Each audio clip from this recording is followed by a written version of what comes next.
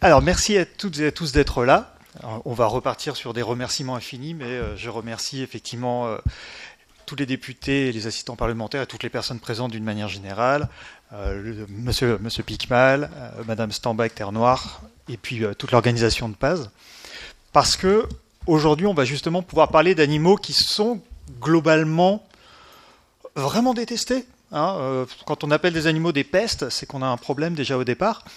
Ce qu'on va essayer de faire aujourd'hui, c'est de les voir d'une manière un peu différente, d'approcher la situation plus comme qu'est-ce qui se passe dans leur tête, quels sont les mondes dans lesquels ils vivent. Voilà un peu comment on va procéder. Au départ, on va aller voir quels sont leurs comportements.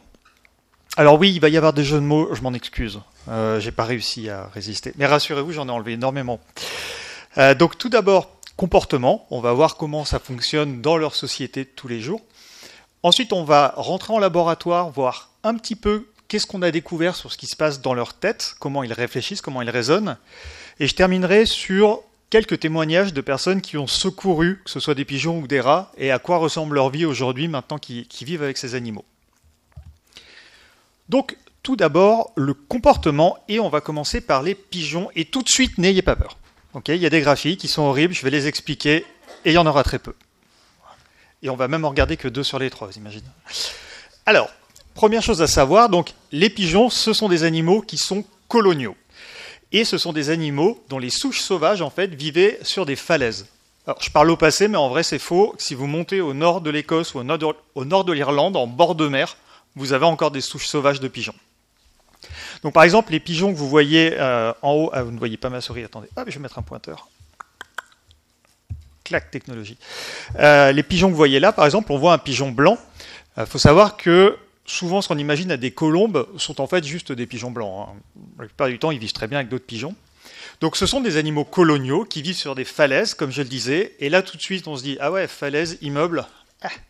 Peut-être que ça explique pourquoi les pigeons s'adaptent aussi bien en ville, pourquoi ils nichent aussi bien en ville, parce que ça ressemble un peu à leur mode de vie normal. Et ce sont aussi des animaux, on le verra tout à l'heure, qui sont très intelligents et très adaptables. Par conséquent, ça leur permet aussi de fonctionner facilement au milieu d'environnements peut-être un peu complexes. Alors, je le disais, ils vivent en grande colonie, mais en réalité, comme chez beaucoup d'oiseaux, le noyau central, c'est le couple. C'est-à-dire qu'ils vont former des couples qui peuvent durer pendant relativement longtemps. Après, c'est comme chez nous, il y en a qui vont divorcer très fréquemment, qui vont changer, il y a des époux et des épouses volages. Donc, ils ont beaucoup de comportements. Il faut savoir qu'on a énormément étudié leur structure en vol, parce que notamment avec les questions de pigeons voyageurs, tout ça. En revanche, leurs relations sociales sont assez peu connues. Il y a peu de travaux qui ont été faits dessus. Alors, ce qu'on connaît très bien, ce sont les parades amoureuses. Par exemple, là, ce que vous voyez, c'est donc un pigeon mâle qui est en train d'essayer d'allumer tout ce qu'il peut la femelle qui est devant lui, qui fait mine de ne pas l'avoir vue. Alors, honnêtement, moi, avec une parade comme ça, je craque n'importe quand, mais... Donc, on ne l'entend pas, mais il y a un ro-ro extrêmement séduisant également. Et c'est un système qui est assez complexe, c'est-à-dire que la femelle va aussi répondre en faisant certaines rotations, et il va y avoir des communications entre eux vis-à-vis de ça. Par exemple, alors ça c'est une vidéo que j'ai trouvée sur Instagram dont je n'ai aucune idée du crédit et que je m'excuse d'avance, j'espère ne pas finir en prison pour l'avoir prise, parce que ça ne sera pas la seule. Et dans cette vidéo, en fait, c'est une jeune fille qui a sauvé, j'imagine, un pigeon. Et donc, comme je le disais, les pigeons, souvent, les relations avec eux vont être très très fortes parce que ce sont des animaux qui vivent en couple, donc ils sont assez exclusifs. Et je pense que ce pigeon la considère comme sa partenaire. Et il faut savoir que quand un pigeon commence à faire certaines parades, à draguer tout ce qu'il peut, les femelles sont facilement effrayées. Et donc, ils ont des mouvements de tête qui servent justement à dire « tout va bien, on se calme, c'est cool ». Et c'est exactement ce qu'on voit sur cette vidéo. Vous allez la voir faire le petit mouvement de tête, le pigeon répond avec un petit mouvement de tête. Voilà, et ensuite il y a des espèces, alors on va anthropomorphiser très très fort en disant des espèces de bisous, mais en fait il faut savoir que les couples de pigeons ont ce genre de comportement. Si vous voyez des pigeons de tourterelle se pincer sur le coin de la bouche comme ça et tirer un peu, c'est un peu l'équivalent, c'est un geste qu'on appelle d'affiliation, donc c'est un geste d'affection en gros, quoi. Donc c'est ce qu'on voit là, et ça n'a rien à voir avec le fait que les pigeons bougent tout le temps la tête. Le fait que les pigeons bougent tout le temps la tête, c'est dû simplement au fait que nous, on n'a pas besoin de faire ça parce que nos yeux sont mobiles dans les orbites, on a des muscles qui compensent le mouvement. Ce qui fait que quand vous marchez, vous n'avez pas la nausée en permanence parce que l'image fait ça. C'est pas le cas des oiseaux, leurs yeux sont fixes. Donc en fait, quand un pigeon, une poule, n'importe quoi se déplace, la tête avance, le corps rattrape. La tête avance, le corps rattrape. Là, c'est pas ce qu'on voit. Ensuite, au niveau des systèmes sociaux, une chose qui existe chez plein d'animaux, c'est une différence entre la dominance et le leadership. Et c'est deux choses extrêmement différentes. Et donc on va commencer par la dominance. La dominance, c'est pas nécessairement quelque chose d'extrêmement linéaire, extrêmement fermé comme on peut l'imaginer. C'est-à-dire que nous on imagine une dominance linéaire, c'est un tel, je sais rien, Martine domine Paul, qui domine Mehdi, qui domine Jade, qui domine... C'est très vertical. C'est jamais vraiment comme ça dans la nature. Par exemple, ici, ça vient d'une étude qui a été faite où ils ont fait du tracking sur les pigeons. Et si vous regardez la relation entre A2 et A7, hop, attendez, je vais aller chercher, on va se rendre compte que c'est assez variable. C'est-à-dire qu'A7 a poussé déjà d'autres pigeons. On voit qu'A2 vient un petit peu l'attaquer de temps à autre, mais ils mangent ensemble. Là, oui, c'est A2 qui vient de pousser A7. Sauf qu'A7, il y va quand même. Là, c'est A7 qui met un coup d'aile à A2. Et en fait, pour savoir qui est au-dessus de qui, au-dessous de qui, il faut vraiment faire une énorme agrégation de plein de relations. Et on se rend compte que, fréquemment, c'est plutôt A2 qui domine, ou plutôt A7 qui domine. Mais en fait, il y a un peu des allers-retours. Et donc, vous, quand vous voyez des pigeons en train de picorer par terre, vous avez l'impression qu'il ne se passe rien. Juste des oiseaux qui mangent. En réalité, vous avez des interactions sociales extrêmement riches, extrêmement complexes, dont on ne connaît encore aujourd'hui qu'assez peu de choses en vrai. Alors attention, on se prépare, c'est parti. Donc, ça, oubliez celui qui est vert. Le graphique qui est rouge représente ce qu'on appelle un peck order. Le peck order, c'est ce qu'on retrouve notamment chez les poules, c'est-à-dire qui a accès aux ressources en premier. Et c'est ça la dominance. La dominance, c'est qui accède aux meilleures ressources en priorité. Et là, on voit par exemple que B4 est dominant sur tous les autres. En deuxième, on a B0, ensuite on a B1, etc., etc. La dominance, elle peut se faire par plein de choses différentes. Chez les pigeons, c'est généralement les individus les plus gros ou les plus agressifs qui obtiennent l'accès aux ressources. Il faut savoir que ce n'est pas une règle non plus. C'est-à-dire que chez beaucoup d'espèces, par exemple chez les vaches, les dominantes, ça se fait à l'âge. Les vaches les plus âgées sont dominantes sur les plus jeunes. Chez les hyènes tachetées, c'est héréditaire. Les petits héritent du rang social de la mère. Donc il y a plein de systèmes différents et en plus ça va varier selon les communautés, selon la personnalité des membres qui composent le groupe. Ça peut vite être très complexe.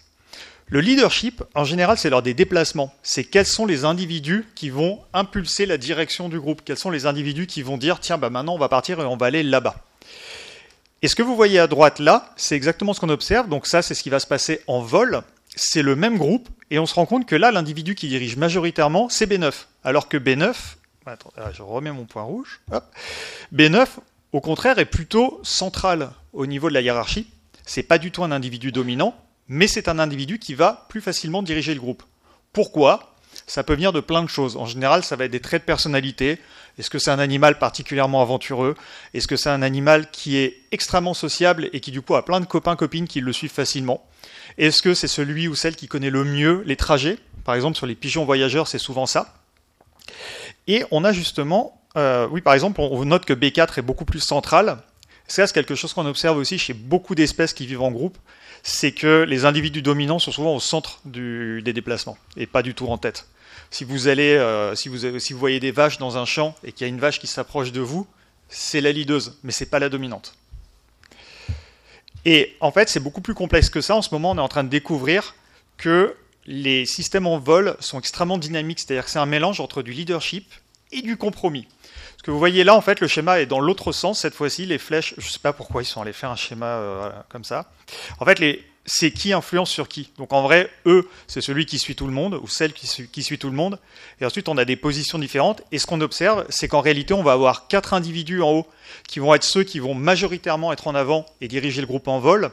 Mais en réalité, ils ont tous des influences les uns sur les autres. Pourquoi ? Parce que si on suivait qu'un seul individu et qu'il ne voit pas qu'il y a un prédateur ou qu'il y a un obstacle ou il y a quelque chose comme ça, bah le groupe ne serait pas flexible. Si au contraire on n'avait personne qui donne un cap clair, et ben à ce moment-là, ça serait le contraire, c'est-à-dire que les animaux seraient tout le temps en train de divaguer. Bah, les pigeons ont un système qui fonctionne entre les deux, et c'est ce que je vais vous montrer dans la vidéo. Hop, ici. Non, on arrête ça. Hop, tu t'en vas.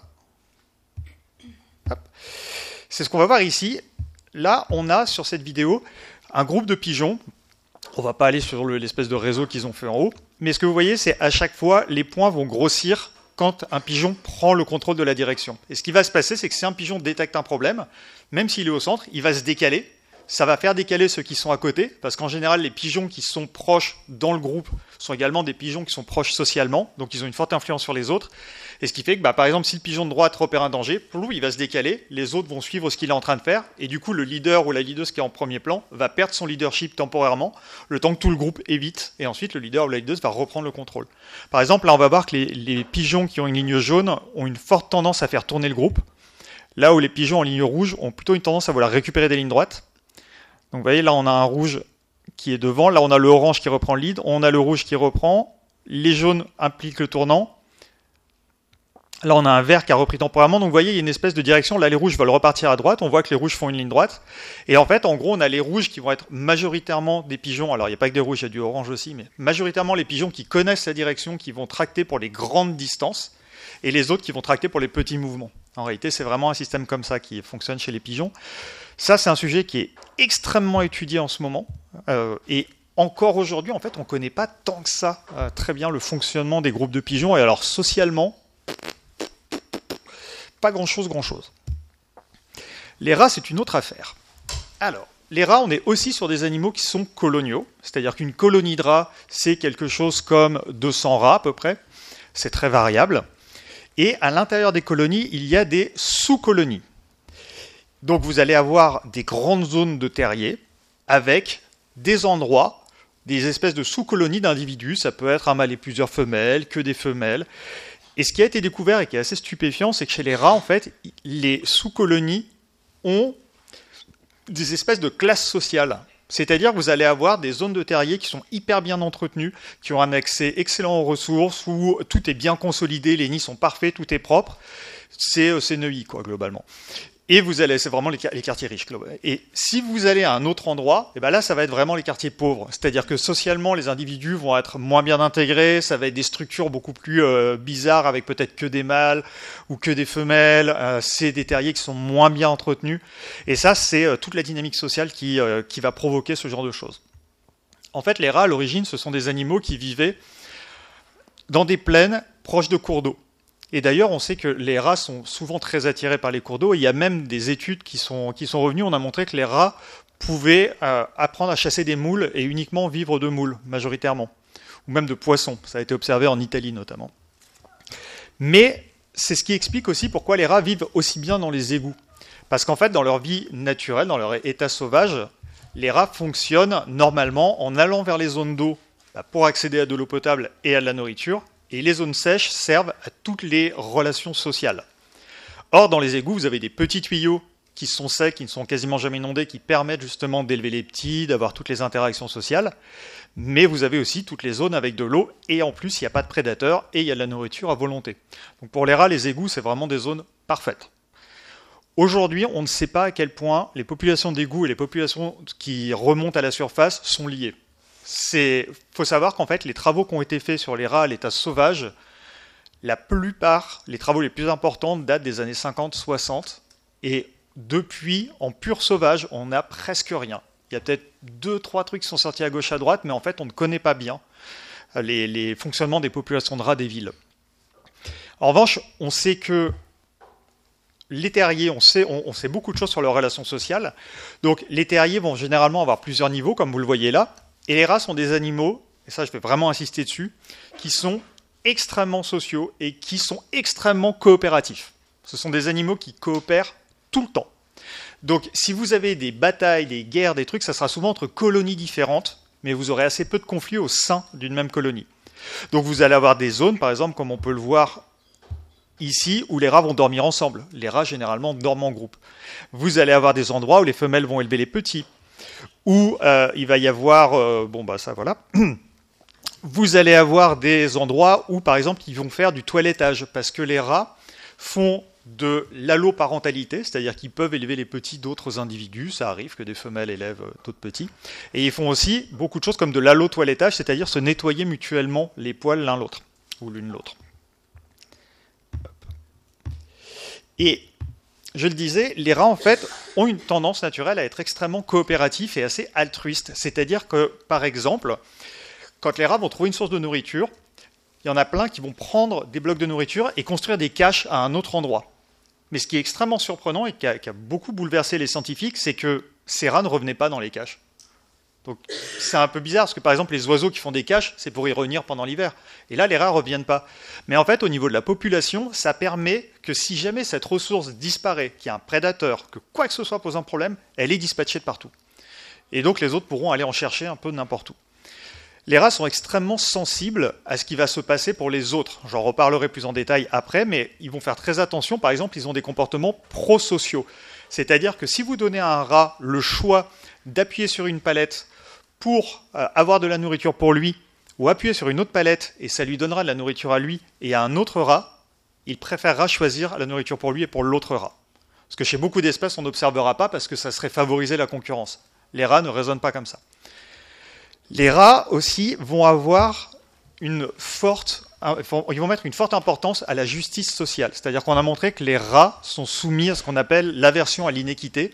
C'est-à-dire que si une situation n'est pas juste, ça va causer des problèmes. Par exemple, ça, ce sont des travaux assez récents. Il y a pas mal de travaux que je vais vous montrer qui datent des 2-3 dernières années d'ailleurs. Celui-ci, ils ont élevé des rats. Je remets mon point rouge. D'habitude, je fais mes conférences debout et je monte sur le PowerPoint. Mais... Par exemple, là, vous avez, ça c'est le rat sujet. Il est élevé dans une cage qui est complètement vide. Et de l'autre côté, vous avez un autre rat dans la même situation. Ici, vous avez un autre sujet qui est élevé dans une cage complètement vide. Mais l'autre rat, lui, est dans une cage extrêmement enrichi avec des jouets, avec des cachettes, avec plein de trucs. Et il s'avère que quand ensuite on prend ce rat-là et qu'on leur fait passer des tests qui évaluent l'anxiété, qui évaluent la dépression, ce genre de choses, eh bien on se rend compte que dans cette situation, les rats développent énormément d'anxiété et de comportements dépressifs. Pourquoi ? Parce qu'en fait, ils souffrent de la comparaison à l'autre. C'est-à-dire qu'ils se rendent compte que l'autre a une meilleure situation qu'eux. Et c'est un peu ce qu'on observe également chez l'humain. C'est-à-dire qu'un des phénomènes qui fait par exemple que les personnes riches veulent toujours devenir plus riches alors qu'elles en ont tellement qu'elles ne peuvent plus dépenser, c'est aussi parce qu'elles vivent dans des milieux où il y a des gens encore plus riches. Et du coup, on veut toujours un peu être au moins aussi bien que les autres. Et c'est un phénomène qui existe énormément chez les rats aussi. Il faut savoir que les rats font très attention à avoir beaucoup de relations positives. On sait que les rats qui ont des relations positives entre eux sont généralement ceux qui vont vivre le plus vieux et en meilleure santé. Donc il y a énormément d'échanges comme ça entre les animaux. Ceux qui sont isolés sont souvent ceux qui vont mourir le plus tôt. Il y a eu énormément de travaux qui ont été faits aussi sur l'existence de la réciprocité chez les rats. C'est-à-dire que les rats se rendent l'appareil. Donc là, je vais juste donner quelques petits exemples, mais ça a été je sais pas, genre une trentaine de travaux qui viennent d'un laboratoire suisse, ça fait des années qu'ils bossent là-dessus. Le système est le suivant. Les rats, il y a des rats qui ont été entraînés à tirer une petite palette, donc là je vais relancer la vidéo après, mais ce rat va aller tirer un petit bâton là-bas, et ça va faire rentrer un plateau ici avec de la nourriture pour nourrir l'autre rat. Donc ça, les rats vont le faire, ils sont tout à fait capables de tirer cette petite palette pour donner de la nourriture aux autres. Mais en fait, l'objectif de ces travaux-là, c'est de vérifier si est-ce que les rats vont rendre l'appareil quand on les aide. Est-ce que ça modifie leur comportement ? Et ce qu'on a observé, c'est que, par exemple, donc par nature, déjà, les rats vont toujours aider l'autre, clairement. Mais ça va être influencé par plein de facteurs sociaux. C'est-à-dire, par exemple, est-ce que l'autre rat les a aidés avant qu'eux aient la possibilité de lui donner à manger ? Si c'est le cas, ils vont lui donner beaucoup plus souvent à manger, beaucoup plus à manger, que si c'était un individu qui ne les a pas aidés. Si c'est un individu qui ne les a pas aidés, c'est-à-dire par exemple les scientifiques ont enlevé le bâton, du coup ils ne pouvaient pas tirer, il aura un peu à manger, mais pas trop non plus. Hein. Ils vont prendre en compte aussi, est-ce que l'autre individu avait le choix entre leur donner une nourriture qu'ils aimaient beaucoup ou une nourriture qu'ils n'aimaient pas trop. Et ça va jouer. Par exemple, s'ils ont préféré donner une banane que le rat, que notre sujet aimait bien, par rapport à des carottes, où on est tous d'accord, c'est nul, à ce moment-là, le rat, s'il a eu la banane, aura tendance à donner plus à manger à l'autre que s'il n'a pas eu de la banane. Et ils vont prendre en compte plein de choses. Est-ce qu'il a faim, son statut social, est-ce qu'il a déjà aidé par le passé même un autre animal ? Parce qu'en fait, ce sont des animaux qui fonctionnent énormément à l'odorat. Leur vision n'est pas terrible. C'est vraiment des animaux qui marchent à l'odorat. Et visiblement, ils ont une odeur qui transmet le fait qu'ils coopèrent. Moi non plus, je ne sais pas ce que ça veut dire, mais c'est le cas. Et ce qui est encore plus fascinant, c'est qu'on a découvert qu'ils pouvaient se faire des échanges dans des devises, dans des modalités différentes. C'est-à-dire, par exemple, tu me donnes à manger, je te toilette après. Ou vice-versa. Et on se rend compte que ces devises n'ont pas la même valeur. C'est-à-dire, par exemple, le toilettage vaut moins que de la nourriture. Si je te donne un peu de nourriture, il n'y aura pas beaucoup de toilettage.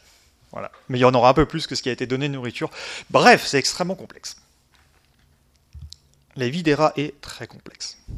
Maintenant, on va rentrer un petit peu en laboratoire et on va attaquer la question, on va rester sur les rats. Alors, on a de la chance, il y a une synthèse qui a été faite très récemment par un chercheur qui est extrêmement important sur les rats, qui a notamment beaucoup travaillé sur leurs émotions. Donc, on va se focaliser sur deux aspects, l'aspect affectif, c'est-à-dire émotionnel, et l'aspect cognitif, c'est-à-dire apprentissage, tout ça. Bon, je vous préviens tout de suite, ma conférence, la première version, faisait 1h30. Il y a vraiment beaucoup de données, donc il y a des choses que je ne vais pas pouvoir expliquer en détail, il faudra me croire sur parole, et si après il y a des questions, je serai disponible, il n'y a pas de problème. Donc, première chose, donc ça vient de la synthèse. Je vais commencer par la partie cognitive, par la partie intelligence, on va dire. On sait que les rats sont capables d'apprendre des règles, sont capables d'apprendre que s'ils font telle chose, ça va produire tel résultat. Mais ce qui nous intéresse beaucoup, ça va être les parties ici qui sont métacognition, confiance en sa mémoire, projection mentale. Alors, pourquoi je dis que ces éléments sont importants? Parce qu'en fait, ces éléments sont des blocs fondamentaux pour tout ce qui traite de la conscience chez un individu. Donc le fait qu'on ait démontré ça chez les rats fait que la certitude est quasiment absolue que les rats ont vraiment une conscience et probablement une conscience d'eux assez poussée.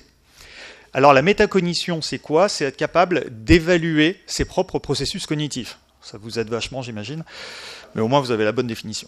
Mais c'est être capable de réfléchir à la façon dont on réfléchit.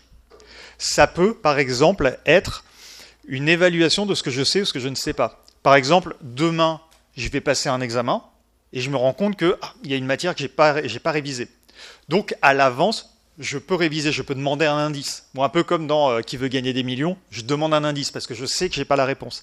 Et les rats font ça. C'est-à-dire, par exemple, si on entraîne les rats à choisir une réponse après leur avoir montré la même réponse, et ensuite on les met dans un labyrinthe, on leur dit, voilà, je t'ai montré un rond bleu, dans le labyrinthe, tu cherches le rond bleu.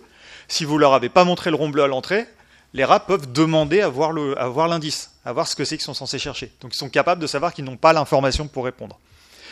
La projection mentale, c'est très intéressant parce que ça veut dire que les rats peuvent se projeter dans le futur, mentalement, et ils sont capables justement de se dire « Ok, si je fais ça, tout à l'heure, ça produira ça, peut-être que les choses vont s'enchaîner comme ça. » Et c'est surtout intéressant au niveau du passé, c'est-à-dire qu'ils sont capables de revenir en arrière. On a démontré notamment avec des travaux très très récents qu'ils possèdent une mémoire épisodique. La mémoire épisodique, elle a un autre nom, c'est la mémoire biographique. Alors, si vous voyez la Madeleine de Proust, c'est littéralement la Madeleine de Proust. Vous mangez une Madeleine, vous vous souvenez d'un événement dans votre vie avec tout son contexte.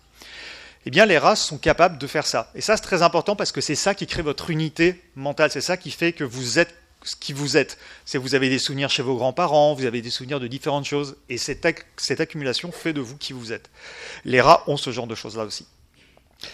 On sait aussi que les rats, comme je le disais, ont tendance à beaucoup céder. Là, c'est ce qu'on voit ici, ACD, S''AIDER. Par exemple, là, on a mis des rats dans un tube. Et le rat qui est à l'extérieur essaie d'aider l'autre rat à le faire sortir. Et on sait que les rats, probablement, c'est l'empathie qui va les inciter à ouvrir aux autres. Et, comme je le disais, les rats sont très coopératifs. Les scientifiques se sont amusés à essayer de mettre un phénomène de compétition ici. C'est-à-dire qu'ils ont mis le même tube avec un rat dedans, et à côté, ils ont mis un tube avec du chocolat. Et alors, les rats, ils aiment le chocolat. Et il y a plusieurs rats qui sont arrivés, qui ont regardé les deux tubes, qui ont fait « je vais aller ouvrir le chocolat, moi ». Ils ont ouvert le chocolat. Ils en ont mangé un bout, ils en ont laissé une partie, ils sont allés ouvrir l'autre rat, ils l'ont laissé manger le reste. Voilà. Ouais, je sais. Mais ça, c'est pas le vrai temps, parce que ça a démarré avant. Mais je sais. Je l'ai sous les yeux. Et donc, ils vont également avoir beaucoup, donc là, on va passer sur l'émotion, beaucoup d'expressions émotionnelles, notamment des vocalisations. Les rats vocalisent dans les ultrasons. Et on sait, par exemple, qu'ils ont des ultrasons à 50 kHz, donc bien au-dessus de ce que nous, on peut entendre, qu'ils émettent quand ils sont contents. Notamment, si vous câlinez un rat ou si vous jouez avec un rat, il va émettre ces petits bruits à 50 kHz et les scientifiques ont rapproché ça à une espèce de rire. C'est quelque chose qui est communicatif, les autres, ça les met dans des situations positives aussi. Il y a de la contagion émotionnelle, c'est-à-dire que si un rat va mal, ça va se transmettre sur les autres, exactement comme on l'observe chez les humains. Et on a des travaux récents qui montrent qu'ils sont aussi sensibles aux émotions des humains, ce qui est assez stupéfiant. Et, comme je le disais, il y a également toutes les relations d'affiliation, ils se nettoient les uns les autres, tout ça. Et pour vous montrer une étude assez incroyable et finir pour les rats là-dessus, pour occuper les rats, qui vivent souvent dans les laboratoires, dans des environnements un peu tristounes, ils les ont mis ils leur ont construit des mini-voitures, comme vous pouvez le voir au milieu. Et en fait, dans les voitures, vous avez des petites palettes, une palette qui fait aller tout droit, une palette qui fait tourner à droite, une palette qui fait tourner à gauche.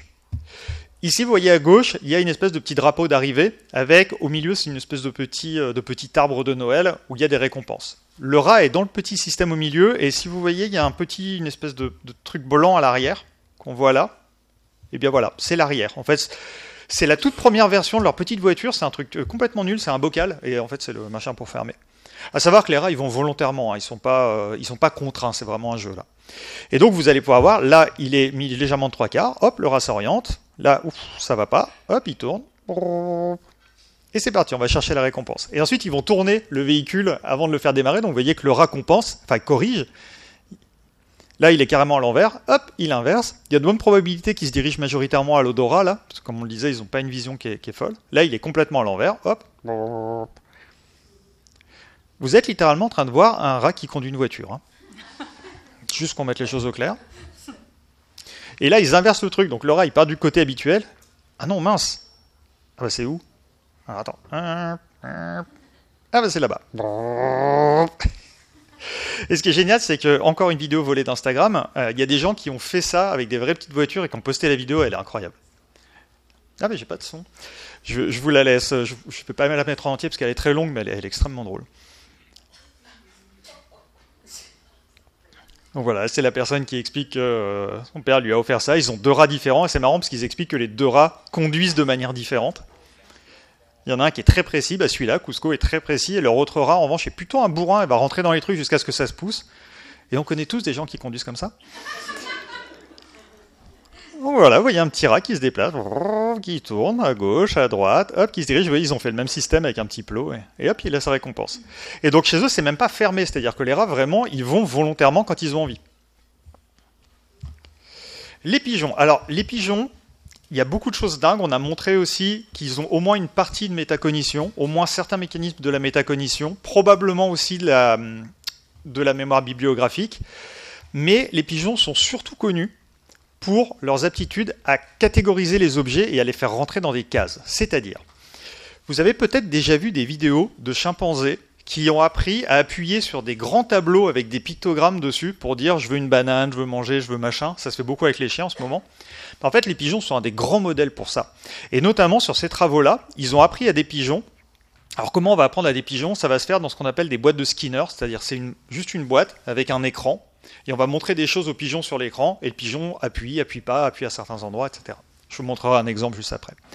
Et en fait, ils ont montré aux pigeons, ils ont pris des images de téléphone, des images de bouteilles, des images de chiens, et ils leur ont montré avec 2 pictogrammes au départ.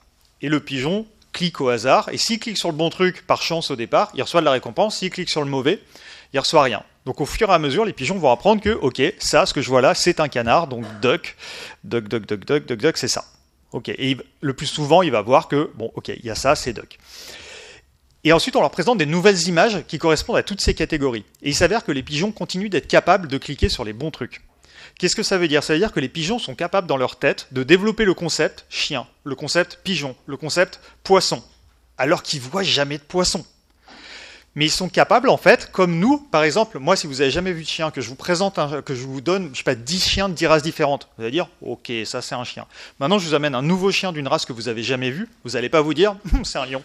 Non, vous allez, par plein de critères particuliers, vous allez vous dire, ok, ça appartient à la même catégorie, c'est des chiens. Et bien, les pigeons font ça. Mais les pigeons, en fait, sont des monstres de gestion des statistiques, des ressemblances, des trucs comme ça. Il y a même, j'ai pas assez de temps pour vous le montrer, mais faites-moi confiance sur parole, il y a même des expériences sur lesquelles ils ont battu des mathématiciens. Où des mathématiciens se sont fait avoir par des illusions statistiques et les pigeons les ont défoncés. Pardon. Hop. Pardon, je reviens. Hop là. On a aussi montré que les pigeons étaient capables de différencier des tableaux de Monet des tableaux de Picasso. Et ensuite, quand on leur a montré des tableaux cubistes et impressionnistes, ils ont continué à les classer de la bonne manière. Il y a des études horribles japonaises qui ont été faites où, c'est pas horrible pour les pigeons, mais ils ont pris des dessins d'enfants. Et les humains ont classé les dessins d'enfants en beaux ou moches. Et ensuite, ils les ont présentés aux pigeons. Ils ont pris certains dessins, ils ont dit aux pigeons, ça c'est beau, ça c'est moche, tu mets dans telle catégorie, telle catégorie. Ensuite, ils ont montré des nouveaux dessins, et les pigeons catégorisaient exactement comme les humains. Je vous laisse vivre là-dessus. Alors, pour la catégorisation, il y a vraiment beaucoup de choses qui ont été faites. Et, oui, t'inquiète pas. Et les pigeons, on a appris aux pigeons à comprendre et à reconnaître des grammaires artificielles. C'est très complexe, je vous le donne juste comme ça, mais par exemple, ils sont capables de dire ça c'est du coréen, ça c'est de l'allemand. Voilà. Et on a même pu montrer, et je vais terminer sur les pigeons là-dessus, qu'ils sont capables de différencier des mots et des non-mots. C'est-à-dire que les scientifiques ont pris des enchaînements de 4 lettres en anglais, et certains sont des mots, certains ne sont pas des mots. Les pigeons doivent appuyer sur le mot si c'est bien un mot, et ils reçoivent à manger, et si c'est juste un imbroglio de lettres qui ne veut rien dire, ils doivent appuyer sur l'étoile qui est dessous. Donc là, c'est ce que vous voyez, on est dans une boîte de Skinner. Donc là, il s'est trompé. Là, le pigeon est en phase d'apprentissage. Donc on lui autorise quand même des erreurs. Et les scientifiques médusés se sont aperçus que les pigeons peuvent différencier les mots des non-mots quand on leur en présente des nouveaux. C'est-à-dire des mots qu'ils n'ont jamais appris. Ils sont quand même capables de dire, alors qu'ils ne parlent pas anglais, on est d'accord, ils parlent pigeon, ils se disent, non, ça c'est pas un mot. Et en faisant tout un tas de tests, ils fonctionnent avec les mêmes inférences statistiques que les humains. C'est-à-dire, par exemple, nous en français, si vous voyez un enchaînement de lettres et que les deux avant-dernières c'est QU, on a beaucoup de mots qui finissent en ic, uc, ac, donc il y a de bonnes probabilités que ce soit un mot.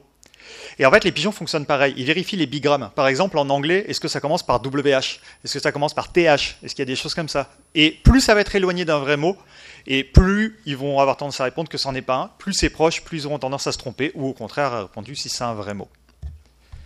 Et je vais terminer brièvement par quelques témoignages pour sortir de l'idée d'espèce de tous les individus et s'arrêter sur un ou deux individus. J'en ai vraiment pour 2 minutes.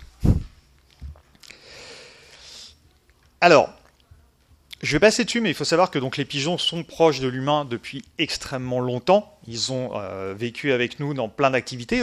Et la plupart des pigeons actuels sont des descendants de pigeons domestiques qui ont été rendus à l'état sauvage. Donc tout à l'heure, quand on disait que Sébastien Delegu avait apprivoisé un pigeon, en fait, il a juste ramené un état domestique. Enfin, le pigeon était déjà prêt à ça, en fait. Ils sont très faciles à domestiquer. Et par exemple, ça, c'est Zézette, je suis désolé. La personne qu'on voit sur la vidéo, c'est une dame qui travaille pour un refuge. Et il y avait plein de pigeons qui nichaient à l'intérieur d'un bâtiment. Et il y a l'entreprise qui est venue et qui a muré toutes les ouvertures. Du coup, ils ont muré les pigeons dedans.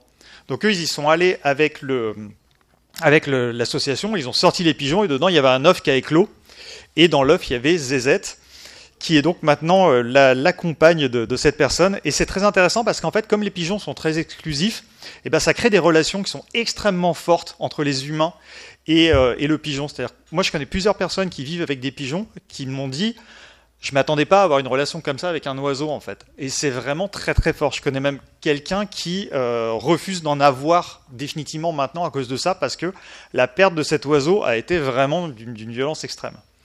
Là c'est l'illustratrice Chat, pour les personnes qui la connaissent, qui aide des pigeons en difficulté aussi et qui vit aussi avec un pigeon depuis longtemps. Et là par exemple, elle travaille dans son bureau et là elle avait 3 pigeons en convalescence.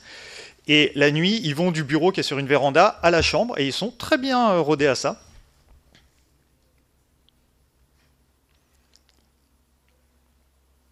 Voilà, hop, on va se coucher. Et le dernier ne peut pas voler, il a un handicap à l'aile, donc hop, voilà, on va se coucher. Et donc elle vit avec Toufan, qui est le pigeon blanc qu'on voit là et dont elle est folle amoureuse. Et il y a des vidéos où elle dessine, elle fait ses BD, elle a le pigeon sur les genoux comme un chat, c'est incroyable. Et je terminerai donc ma présentation sur ces 2 cas-là. Là, on est sur des rats. J'ai le droit de citer aucun nom parce que cette opération est tout à fait illégale, mais ce que vous voyez là, ce sont des rats de laboratoire qui ont été sortis par des gens qui y travaillaient et qui étaient destinés à être tués. Et donc, eux, ils n'ont pas supporté, et donc ils ont organisé tout un truc parmi toutes les personnes du laboratoire qui étaient les techniciens et tout. En fait, ils ont fait sortir tous les animaux. Il y a même un très célèbre scientifique qui a financé le machin. Et l'autre cas à côté est vraiment fascinant parce que on n'est pas sur un rat domestique, on est sur un rat sauvage. Et souvent on considère que les rats domestiques, enfin c'est pas souvent on considère, c'est que les rats domestiques sont assez facilement, ils ont été domestiqués par l'homme, donc ils sont faciles au contact, ce qui est moins le cas des rats sauvages. Et là c'est un rat qu'elle a trouvé qui était très mal en point, qui était mourant. Et aujourd'hui ce rat, même s'il n'est pas aussi proche qu'un animal sauvage, il est très proche d'elle. Par exemple, là, on la voit dans la manche de pull. Pourquoi? Parce qu'elle a ses petites routines. Donc les rats vivent généralement le matin et le soir. Et avant de sortir sa cage le soir, il faut qu'elle rentre dans la manche, qu'il fasse un petit tour de l'appartement avec la tête du rat qui sort de la manche comme ça, qui regarde bien partout dans l'appart. Et ensuite, elle le laisse sortir et il fait sa petite vie. Et donc là, c'est une vidéo qui le montre encore un petit peu bébé. Évidemment, il s'appelle Ratatouille, vous imaginez bien. Et ce qui est intéressant, c'est de voir que le rat revient toujours vers elle, il revient toujours sur son pied, parce que c'est son port d'attache, en fait. Petit bouchon. Voilà, ce qui est important à comprendre sur ces animaux, c'est que souvent on les voit comme des pestes, comme des animaux en grand groupe, qui n'ont pas d'individualité, mais ce n'est pas le cas. Il y a des personnalités différentes, ils ont des émotions. Chez les pigeons, elles ont été peu utilisées, mais de ce qu'on connaît chez les autres oiseaux, ils ont probablement une palette très riche d'émotions. Les rats, on le sait, ces deux espèces ont des individus qui ont des niveaux de réflexion, de sensibilité qui sont beaucoup plus élevés que ce qu'on peut croire.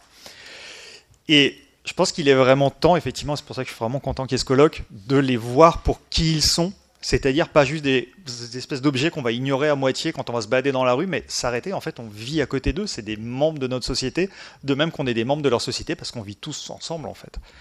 Et il est temps de changer un peu ça. Si vous voulez aller plus loin, sur ma chaîne YouTube, je fais des vidéos dessus. La semaine prochaine, je ferai une version longue de cette présentation.